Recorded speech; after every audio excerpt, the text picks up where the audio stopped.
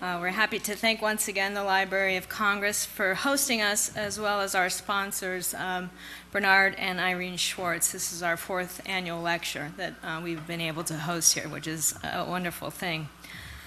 We convened today on the heels of one of the most significant legislative accomplishments in recent history. With the passage of the historical health care legislation, Congress found a pathway to overcome the political churn that has so often hampered Congress's ability to deal with large, complex national issues.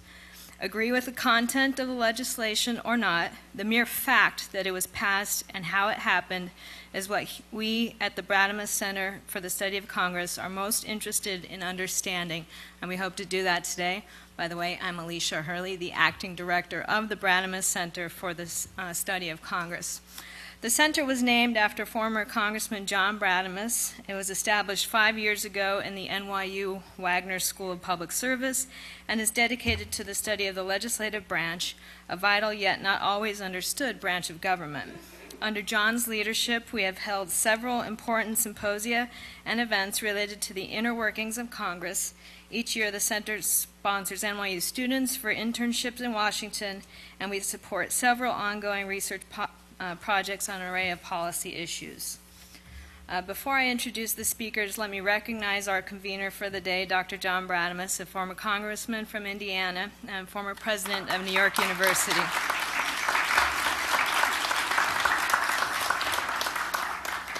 John served in Congress from 1959 to 1981, and virtually every major piece of legislation enacted during this period were shaped by his deft touch. So thank you, John, for your service to the country. So let me start with the panelists, and first our distinguished moderator, somebody I watch on TV all the time. I don't know about you all. But moderating today, we have CeCe Connolly.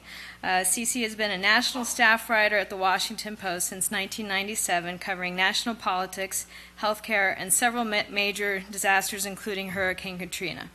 As the national health policy correspondent for the Post, she spent the past year chronicling President Obama's drive for sweeping healthcare legislation, and she is one of the lead authors in a new book that's about to be released called Landmark, The Inside Story of America's New Healthcare Law and What It Means for All of Us. You can do advance orders. It's out April 28th. And you actually are required, just by showing up today, to at least be interested in that book. Our first panelist is Dr. Kavita Patel, who is a board-certified internal medicine physician who has dedicated her life to bringing the stories and lessons learned from her clinical experiences to policymakers and the people shaping the future of our healthcare system. She is most recently the Director of Policy for the White House Office of Public Engagement and Intergovernmental Affairs. It's quite a tongue full of words there, where she worked on healthcare reform legislation. Prior to that, she was the Deputy Staff Director for the Senate Health, Education, Labor, and Pensions Committee under the leadership of Senator Edward Kennedy, who I'm sure would be happy to be listening to this conversation today. Next is Charlie Cobb, President of the Committee for Economic Development. Prior to his tenure with the CED, Mr. Cobb served as the General Counsel of the United Way of America and held many senior-level government positions, focusing his efforts primarily on domestic policy issues. And then finally, Ms. Dr. Ellen Marie Whalen, who is Senior Health Policy Analyst and Associate Director of Health Policy at the Center for American Progress. Prior to joining CAP, Dr. Whalen was a health policy advisor on Capitol Hill for 5 years, first as legislative aide to Senate Democratic leader Tom Daschle, then as staff director for the Senate Help Committee on Retirement, Aging, Health Services researchers. So you can see we have a very good group of both academics and practitioners here today, and we look forward to a lively conversation. Thank you very much for joining us. Well, wonderful. Good morning, everyone. Alicia, thank you. Wow, for that plug. I wonder how many copies I'm going to have to give her after that sales pitch. It is a real pleasure to be here with this group and be a part of this event. It's especially nice to have an excuse to come to this building. It's always just so spectacular. I love to come and take a few minutes extra to look around. Just to give you a little flavor for the morning, we will start with a few opening remarks, and in particular, I'd like each of our panelists to tell you a little bit about their roles over the past 18 months or so throughout this long, some would say tortured or torturous debate, but they all survived it, and that'll help us kind of understand the different perspective and that we're getting here today, as well as a few opening overview remarks. Then we'll get into a bit of a conversation up here, and I want to leave plenty of time for question and answer, so fear not, but if you really have some burning question, wave at me and we'll get a microphone, but otherwise we're going to leave plenty of time for Q&A. And I thought that we might start with a little bit of the perspective from the White House. This was something, Kavita, obviously, that many presidents, mainly Democrats, but also some Republicans over history about the last 70-some years, have been talking about some of these goals. And it was President Obama, something of an unlikely choice when you think about his earlier history, to take this on in such a big way. But maybe you can share with us a little bit about what you've done over the past year and the White House perspective on this. Great. Thank you. And I wanted to first thank the congressman and the center for inviting me. And it's only been a couple of weeks, so there are probably a core group of us here at the table even who are still kind of surviving just the fact that it happened and the reality of it. And it hasn't totally sunk in, although I think this panel is one of, I think, about 40 that have gone on in the last couple of weeks talking about what's happened and what we should look forward to. So I do want to just touch a little bit on the role that Congress had leading into the White House, because that did shape and frame how important this domestic policy agenda item was for the incoming Obama team, starting even in the campaign. Congress, as you know, under Senators Kennedy, Baucus, a number of the other Republican senators as well, all wanted to launch a bipartisan, bicameral effort, mostly after the Democrats took the majority in 2006, and also continuing on the heels of lessons that we had learned from the demise of the Clinton health care plan in '94. So Senator Kennedy in particular, who I can speak to the experience of, is one of the people that said it didn't matter who would be coming into the White House, that health reform was going to be the top priority for the Congress. So that set, I think, a lot of the importance as well as some of the arguments that had gone on during the campaign. If it seems like it was so long ago, but I don't have to remind this group that it was only about 2 years ago that we were still debating between then candidates Clinton and Obama on the merits of a mandate. So all of those discussions and all of the stakeholder discussions and the supportive groups as well as groups in opposition shaped what led into the first days of the transition team as well as in the White House, where a number of us that worked on health care would meet. In the beginning, we would meet somewhat twice a week. Towards the end, it was 3 times a day as the campaign mounted to make sure that we could pass something in Congress. But largely the discussion in the beginning was to support what Congress was doing.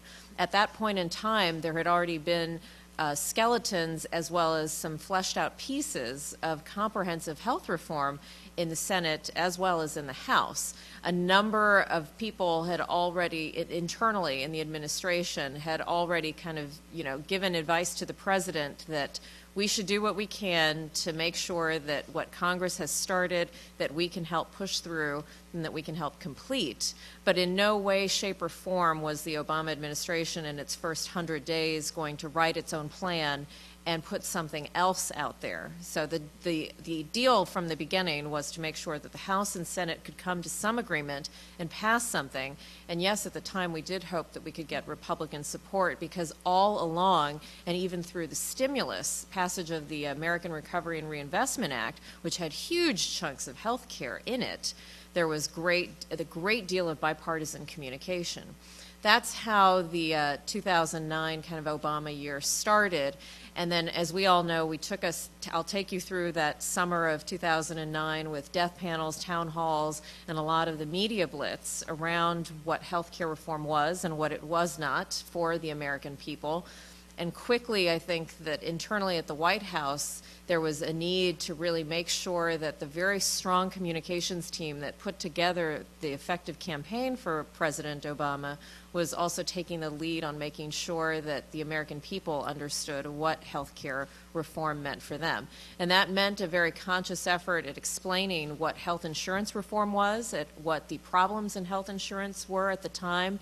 And that took us through the fall of 2009, and certainly there were a number of pivotal events that occurred, including the passage first in the House and then following on a very interesting Christmas Eve vote for the Senate.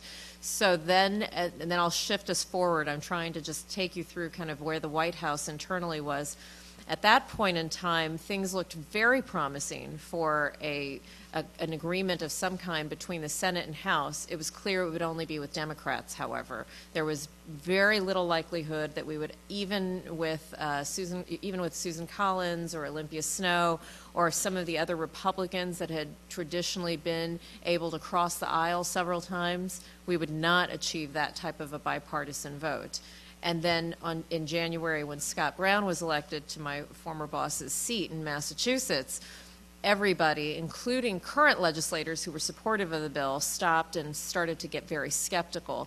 At that point, you saw the president internally dealing with not just the members of Congress at very high levels several times a day, but also personally taking on more activities during his schedule and going back into the mode that I think is very familiar to those of us who followed him in the campaign, and I would argue was quite effective in at least giving us that final push. So I'll just stop there. Wonderful. Charlie, maybe you could tell us a little bit about CED and its interest in and role in the healthcare debate, in particular on the subject of maintaining an employer-sponsored system or not, and also maybe a mention of the Wyden-Bennett bill. Sure. Thanks, Cece. A couple of things about the Committee for Economic Development. We are a business-led, business-sponsored public policy organization. We were founded in 1942. We helped develop the what became the design plan for the Marshall Plan. And we have about 200, mostly senior business leaders who are on our board. We have a couple of dozen college and university presidents. We are one of the few organizations in Washington, I think, that cannot be characterized as either leaning to the left or to the right. We are genuinely nonpartisan and bipartisan, but I will have to tell you one personal story at the outset. We're very pleased that one of our trustees for many, many years is John Bradamus. And John has been very active in our campaign finance work, in just about all of our education work. And I've been at CED almost 13 years, and I think it was in my second year that John came up to me after one of our meetings and he said, "You know, Charlie, you've become one of my favorite Republicans." And I said, "Well, why do you say that, John?" He said, "Because you can read without moving your lips." We've been very, very good friends ever since, and we're very pleased, John, to have you as a trustee, and I'm honored to participate once again in one of your sessions in Washington. CED got into healthcare reform. Actually, our first venture was in 1992. And we came out with a set of recommendations. We put together a subcommittee which had between 20 and 30 of our trustees who were interested in the topic. And we felt that back in 1992, we could reform the employer-sponsored system, which, if you looked at all the trends, was going down. Both the number of people covered, the number of employers offering coverage, the trend line was going down from over 60% to 60% and slightly under 60%. So we made a set of recommendations of what the government could do, what business could do, and nothing happened. Actually, some things did happen. The trend line got even worse. And so when our trustees, a few years later, decided to take a look at health care, we ended up producing a report in November of 1997 which reversed course. And instead of looking for ways to shore up the employer-sponsored system, we came out with a set of recommendations for changing it because we thought that the medium to long-term likelihood of that system staying intact was pretty slim. We felt the employer-sponsored system was doomed. And so we came out with a set of recommendations for incentive-based, market-oriented changes. And it happened coincidentally. We didn't plan it this way, but a lot of what CED recommended was very close to what became known as the Wyden-Bennett bill, the Healthy Americans Act. And one of the things that I'm sort of surprised about, I think I had a piece on Huffington Post a couple of weeks ago about this. I was surprised that when the Obama administration started in January of last year, why it didn't start with something like Wyden-Bennett, because you had a bill drafted. It was scored as either being budget neutral or actually reducing the deficit. And you also had, I think, 18 or 19 co-sponsors, almost evenly divided between Republicans and Democrats and one independent. So it's always, and we ended up working fairly closely with both Ron Wyden and Bob Bennett over several months, and ultimately tried to influence the legislation that did emerge, particularly with a focus on having exchanges. We would have preferred regional exchanges along the lines of the sort of the Federal Reserve model. But our concern is that if you really want to change the way in which people are covered, the way in which the system operates, the way in which people make decisions, you need to change the incentives. And actually, the exchange model, I think, is the best thing we could come up with to do that. And so the questions I have, though, at this point is whether what ultimately emerged really will achieve what the president said he wanted. We are in total agreement on the issue of coverage. It is outrageous that in our country, at this point in our history, did not provide until now coverage, universal coverage to all Americans. And so we think that is a major accomplishment of the legislation. But when I attended the President's Healthcare Summit March a year ago, the very first sentence out of his mouth in the, I guess it was the East Room, was not universal coverage, but cost containment, cost control. And that we had to do that first as a country in order to be able to provide the type of coverage that our citizens required. And I think the President had those priorities absolutely right. My concern is whether that is in fact what has happened, because frankly, I'm a little skeptical that we will achieve the projected savings in the public programs in Medicare and Medicaid. And I mean, I hope that's right, but I'm not so sure that it's going to work out that way. And so if you look at the long-term implications of the bill, I don't think we've managed really to alter the set of incentives and really change the system, the structure, in a way that will actually bend the cost curve, which is where the President started. It'll be interesting also to see how the exchanges are set up and the impact of the structure on the future of the employer-sponsored system. I haven't really seen anything yet which suggests to me that that the employer-sponsored system is going to thrive in this environment, but we'll have to see. So we salute what is a major accomplishment here in terms of just getting a bill through, getting universal coverage. But I would commend to you, in addition to Cece's book, take a look at T.R. Reid's book, which I read while this process was underway. T.R. Reid's a reporter, the Washington Post, I guess has a bad shoulder. I don't know if Cece, if he still has the bad shoulder or not, really bad shoulder. He went around to 12 countries looking at how his shoulder would be treated. And it's a very interesting read. The first thing we wanted to do here in this country was expensive surgery, $30,000, $40,000. The Brits basically said, take an aspirin and tough it out. The Japanese and the French had different models. But I've always been intrigued through this whole process why it is that the World Health Organization would salute France, which we like to tease and criticize, for having the best healthcare system in the world, delivering better results, greater longevity, lower infant mortality at half the price. I'm not sure that we've achieved that. I'm not saying we should be like the French, but there are things that we can learn from France and other countries in terms of how we structure the delivery system, the incentives, and the choices that people make. I'm not sure that we're there yet. Thank you. Excellent. Charlie, thank you. You've teed up so many of the good issues for us today, and I hope we can get back to several of those in a little more detail.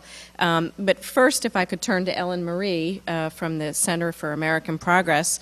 And I recall back in March 2007, which again seems like an eternity ago, CAP, along with SEIU, sponsored a candidate healthcare forum in Las Vegas. And as I recall, then Senator Obama did not fare all that well at the healthcare forum. But your organization has been really highlighting this issue for quite some time. That's right. Thanks, Cece, and thanks again for convening this panel. I'm just so grateful that we're finally talking about this bill in the past tense. It seemed like it would never happen, and I was talking to Cece earlier, and as we were going through it, I thought, I can't wait to see this movie, because you couldn't make this stuff up as you were going through. And so I'm really happy that it's over. It's a historic moment, and as we'll get on and talk about some of the details later, our work is just now, though, I think, ahead of us, that we now have to make this happen. So I am going to start a little bit with the Center for American Progress. It's a much younger organization than CED. It was started in 2003 by John Podesta. It's a nonpartisan, but they say it's nonpartisan with a point of view. And it is definitely progressive. It was started, was that cough?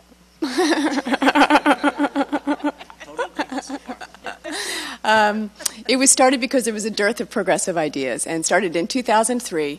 John Podesta and Jean Lambrou, who is now the director of the White House of the HHS Office of Health Reform, was key in starting this group and starting to look at healthcare from the beginning, and starting to look at, we needed to not just tinker around the edges, but we really needed to look at the healthcare delivery system.